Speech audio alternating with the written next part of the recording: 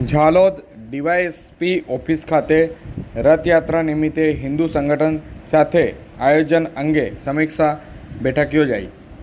આજે તારીખ 25/6/2024 મંગળવારના રોજ બપોરે 1 કલાકે મળતી માહિતી મુજબ ડીવાયએસપી ડી.આર. પટેલની આગેવાની હેઠળ આગામી તારીખ 7/7/2024 રવિવારના રોજ યોજાનાર રથયાત્રા નિમિત્તે નગરના દરેક વિસ્તારના હિન્દુ સંગઠન સાથે જોડાયેલા આગેવાનો સાથે બેઠક યોજવામાં આવી હતી। આ બેઠકની શરૂઆત પીએસઆઈ એમ.એમ. માળી દ્વારા હિન્દુ સંગઠનો સાથે રાખીને પૂર્વ તૈયારી અને તેના આયોજન અંગે સમીક્ષા કરાઈ હતી।